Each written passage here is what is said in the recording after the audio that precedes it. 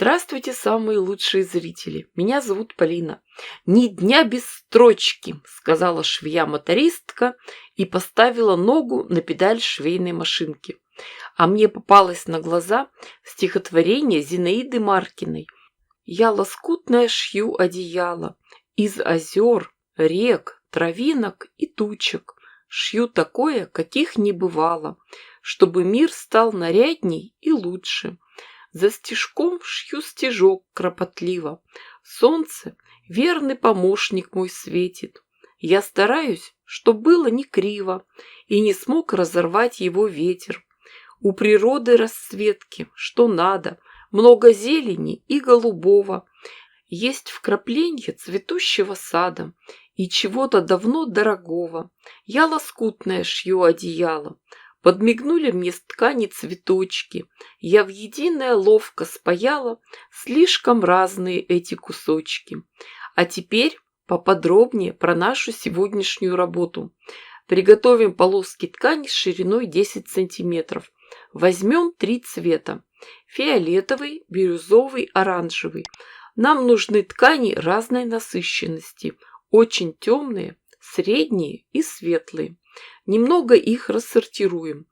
Нам нужны будут заготовки двух видов. Темные средние и средние светлые. Поэтому при подготовке ткани учтите, что тканей средней насыщенности нам надо будет в 2 раза больше. Дальнейшая работа самая простая. Мы сшиваем ткани попарно, длинными сторонами. Сначала темные со средними, а потом средние со светлыми.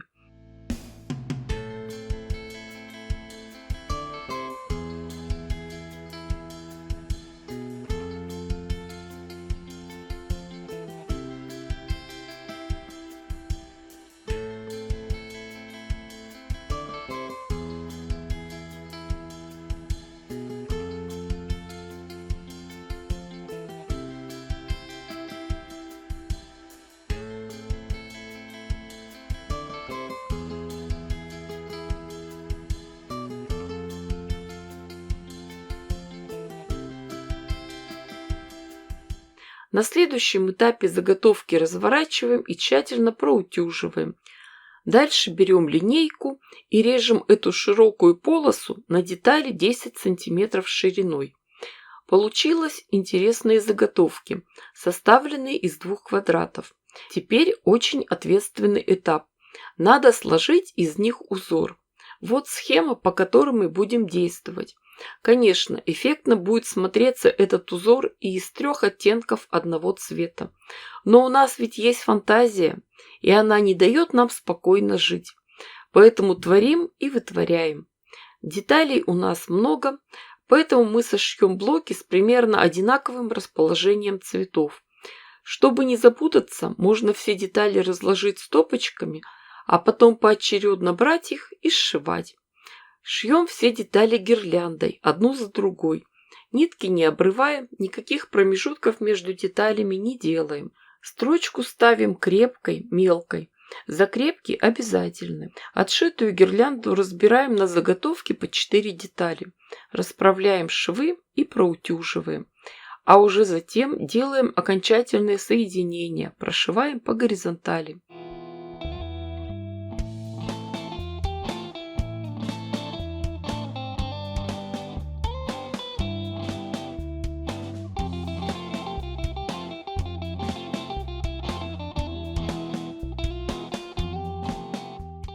Конечно, размер надо еще увеличить. Сделаем рамку.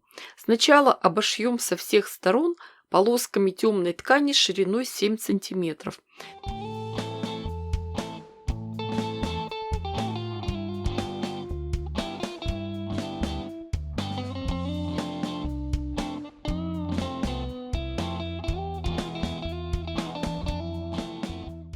Потом продолжим светлыми полосками шириной 5 сантиметров. И завершим работу опять темной тканью шириной 12 сантиметров. Для обратной стороны возьмем термостежку. Будем шить тонкое лоскутное покрывало. Термостежку разложим на ровной поверхности, а сверху уложим красивую лоскутную часть. Все хорошо расправим и заколем английскими булавками для квилтинга. Когда будете закалывать, готовый край лучше сворачивать трубочкой. Постоянно говорю в своих видео, что самый главный секрет хорошей стежки – это приставной столик. Надо, чтобы все полотно лежало ровно на одной плоскости с игольной пластиной. Тогда у вас не будет никаких заломов и защипов.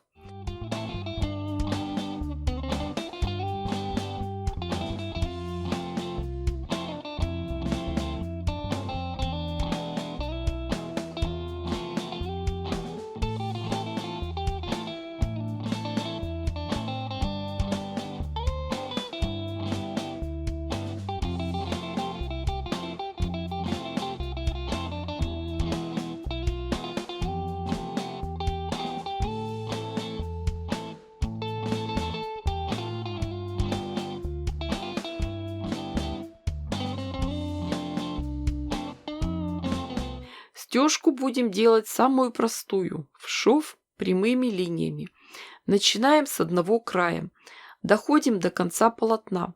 Следующую строчку тоже начинаем сверху. Когда прошили полотно в одном направлении, прошиваем в другом.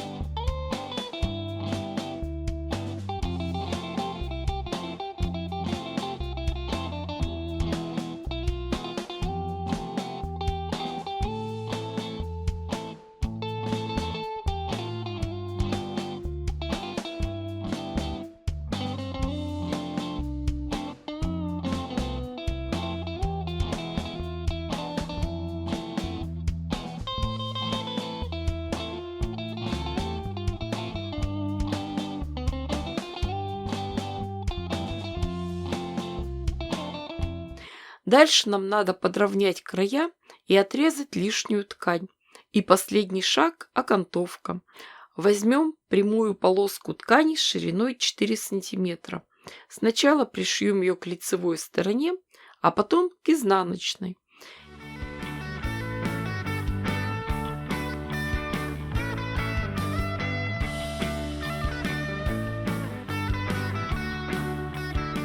И получился у нас прекрасный плед. Размер 123 на 137 сантиметров. Ну что ж, девочки, я дала вам идею. Шейте, творите, вытворяйте. Не ждите чудес, чудите сами. Ставьте классы, пишите комментарии. Обязательно подпишитесь, чтобы не пропустить мое новое видео. Огромное спасибо всем, кто поддерживает меня на Бусти. С вами была Полина. Всем пока-пока и до скорых встреч!